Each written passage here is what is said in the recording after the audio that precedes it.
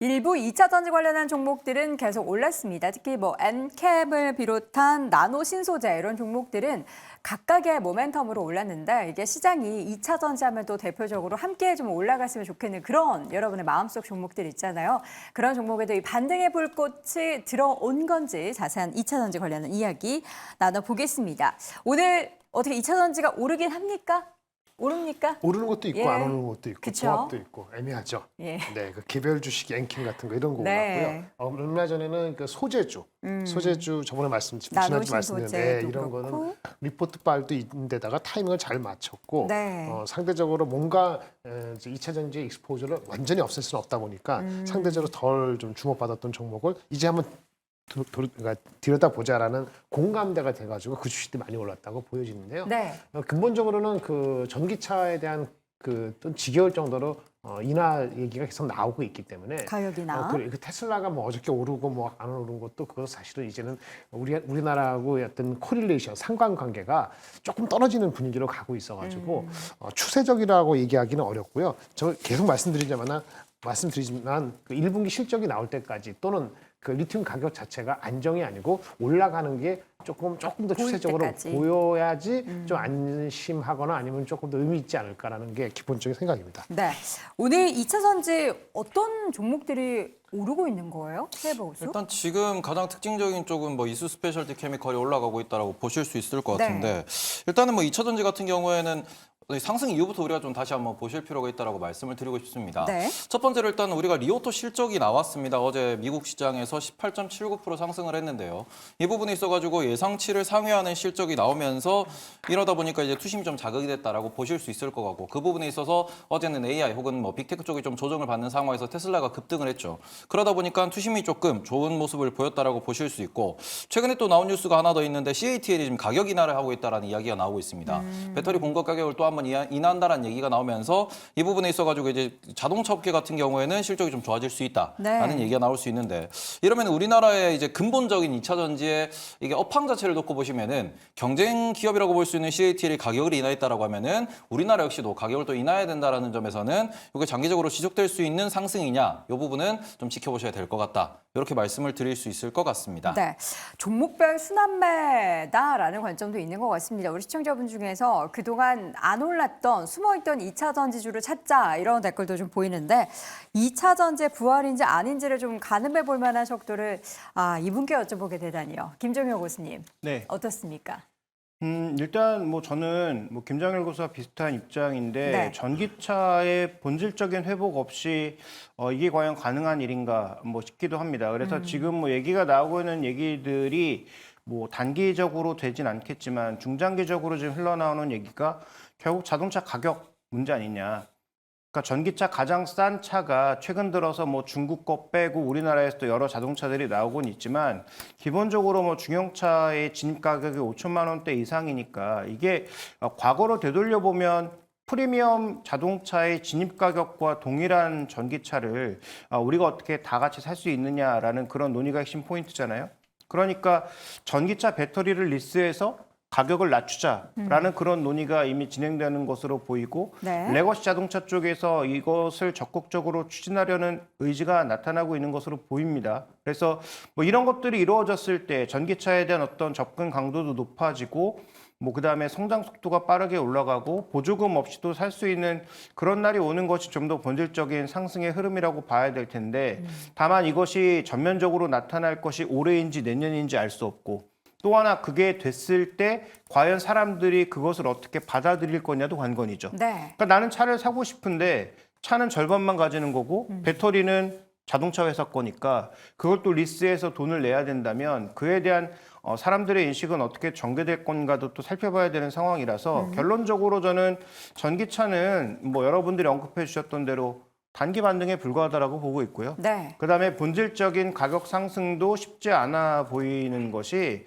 자꾸 이제 LFP, NCM 이런 거 얘기하는데 그거와 상관없이 지금 전기차 가격 자체가 일단 계속 떨어지고 있는 데다가 그다음에 하나가 살아남을 수 없다는 거. LFP가 대세가 될 수도 없을 거고 NCM만 가는 경우도 없을 것이기 때문에 뭐 그런 관점에서 지금은 그런 제한적인 반등이다 정도로 보셔야 될 것 같습니다. 네, 오늘 뭐 엔캠 같은 경우에는 장중에 변동성이 굉장히 심합니다. 그러니까 그동안 올라왔었던 종목들은 좀 상승을 하더라도 단기간에 상승폭을 줄여서 하락 전환하거나 이러한 장중 변동성이 있기 때문에 좀 유의가 필요해 보이는데요. 변형인 교수님의 2차 전지 투자에 대한 지금 시점에서의 관점은 어떠십니까?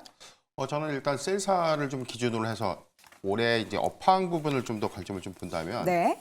지금 엔캠 같은 이 전액 관련 종목들의 상승세가 좀 굉장히 좀 강했기 때문에 이 부분에 대해서 뭐 단기적이 아니라 뭐 이상 과열 수급이다라고 좀 단정을 할 수밖에 없고 지금 최근의 흐름들 보면 어제 이 전고체 배터리 관련주들의 흐름이 좀 좋았고요. 오늘은 대주전자재료가 지금 3.4%, 2차 전지 부가 소재로서 이 수급이 좀 이전되는 형국을 좀 보여주고 있는데 네. 중요한 부분은 올해 업황 회복을 좀 이뤄내지 못한다는 점, 그리고 지금 이 리튬 가격이 좀 반등했다고는 하지만 이게 크게 반등한 것이 아니라 약보합권 안에서에 대한 반등이기 때문에 이게 좀 완연하게 뭐 추세를 좀 전환했다라고 좀 보기는 어렵습니다. 그렇기 네. 때문에 1분기 아니면 2분기 실적 기조 안에서에 대한 이 업황, 그리고 여기에 관련된 이익 훼손 부분도 우리가 좀 주목을 해봐야 될 것 같고요.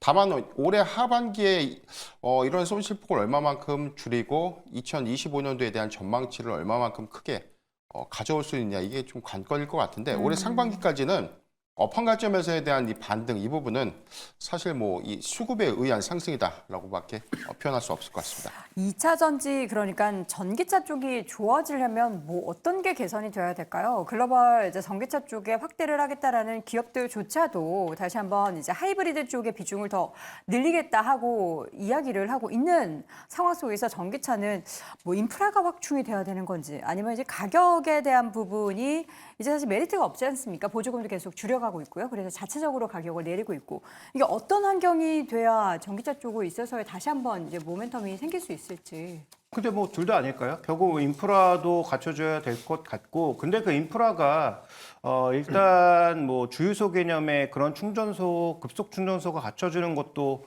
맞지만, 저는 더 중요한 것은 가정에 완속으로 충전할 수 있는 그런 환경이 만들어져야 되는데, 우리나라는 그게 조금 어려운 게 뭐 새로 생긴 아파트는 상관이 없습니다만 구형 아파트 같은 경우에는 공급되는 전력 양이 이미 정해져 있단 말이죠. 그렇죠. 그러면 전기차에게 그걸 무한정 배분할 수가 없어요. 배전반 네. 자체가 그렇게 돼 있지 않습니다. 그래서 그거를 하려면 전체 아파트 배전반을 다 뜯어 고쳐야 되는데, 그러면 전기차 쓰는 몇 명을 위해서 그거 할 때 전체 아파트 돈을 쓴다? 아마도 대부분의 이제 그 입주자들이 동의하지 않겠죠. 그래서 그런 부분들 때문에 그렇게 인프라 자체를 확충하는데 문제가 있는 거죠. 그러니까 미국이나 유럽처럼 공동주택보다는 개별주택에 사시는 분들의 입장에서는 전기차 편하죠. 오히려 완속 충전해서 더 낮게 비용 가져가고, 그 다음에 뭐 출퇴근 거리가 그렇게 길지 않을 테니까 장거리 여행할 때를 제외한다면 전기차만큼 편한 게 어디 있겠습니까? 그래서 그런 여러 가지 긍정적 요소가 있지만 우리나라는 그런 인프라적 한계가 있다라는 점도 생각해 봐야 될 것 같고, 말씀드렸다시피 가격을 어떻게 효율적으로 떨어뜨릴 거냐. 그 회사들이 지금 테슬라 정도를 제외하고 전기차에서 이익을 거의 제대로 못 내는 것으로 알고 있는데요. 네. 그런데 지금같이 가격을 떨어뜨리면 과연 그들이 전기차를 팔고 싶을까? 라는 어떤 그런 생각도 해볼 수가 있는 거죠. 그래서 그런 여러 가지 요인들을 종합적으로 고려할 때 네. 지금은 전기차의 확산 속도를 더 높이려면 적어도 혁신적인 기술로 인해서 가격을 확 떨어뜨리든지, 아니면 아까 말씀드렸던 뭐 리스 전략과 같은 전략으로 가격을 확 떨어뜨리는 그런 어떤 요소들이 나타나야 좀 더 범용으로 확대될 수 있지 않을까, 이렇게 봐야 될 것 같습니다. 자, 지금 이제 저희 제목을 보시고 유튜브 컨텐츠를 나중에 보시는 분들도 계실 겁니다. 지금 방송 보시는 분들은 쭉 같이 좀 확인을 하셨을 텐데, 결론은 그러면 지금 오늘 오르는 일부 2차 전지 관련된 종목들을 분할 매수 관점으로라도 혹은 단기적으로라도 사도 된다라는 결론을 내릴 수 있는 건가요? 김정일 교수님. 아닙니다. 그래요? 네. 근데 여기는 나노신소재 제이오 CIS 잘 나가는 종목을 분할 접근이라고 그쵸. 할 때는 네. 많이 오른 상태에서 분할 접근이 별 의미가 없죠. 왜냐면 네. 그렇게 얘기해도 오늘 다 사고 싶으니까. 이거를 6개월 전에 얘기할 때는 막 내려갈 때는 내려갈 때 분할 접근을 해야 돼. 그때 안 보잖아요. 이미 지금 얘기하는 거는 네. 아쉬우니까 사시려면은 마음에 있는 거에 5분의 1, 5분의 1, 5분의 1, 5분의 1, 5분의 1 이런 식으로 사셔야 된다라는 네. 식으로 말씀을 드리는 거고요. 네. 아까 이제 김 교수님 얘기한 것처럼 근본적인 거는 아니라고 보기 때문에 리오토가 뭐 잘 나가면 그거 하고 또 딴 데서 만약에 적자 나가고 뽀개지면 또 못 사고 네. 어떻게 하고 하루 일비에서는 잠을 제대로 못 자요. 펀드나 주식은 슬리프 웰 해야 됩니다. 그래서 그런 측면에서 슬리프 웰은 못 하니까 알아서 하시되 하신다면 분할 접근이 유일한 방법이다. 그런 말씀이고 지금 말씀드리려고 했던 나노신스, 제이오, CIS 이런 종목들도 좋은 종목이긴 합니다만은 애널리스트들이 깊게 파지는 못하는 종목 중에 하나이기 때문에 기간을 또 길게 보셔야 돼요. 한 6개월에서 1년 정도 보신다면은 네. 그렇다면 접근할 수 있다. 이렇게 말씀드리겠습니다. 알겠습니다. 자, 이렇게 해서 오늘 2차 전지 관련한 이야기들을 첫 번째 토픽으로 나눠봤고요. 다시 한번 네 분의 의견 정리해 보겠습니다. 김장렬 고수입니다. 앞서 말씀해 주셨던 나노신소재나 제이오, CIS 등은 분할 매수하는 접근 전략 이야기해 주셨고요. 김종효 고수, 전기차 판매량 증가가 핵심이다. 변영희 고수는 어두운 터널을 지나는 과정이다. 2차 전지 주도주가 될 것이다. 태보 고수는 변동성을 즐깁시다. 라고 의견을 남겼습니다. 네, 오늘 짱탑5 이어지는 4위 주제 확인해 보시죠.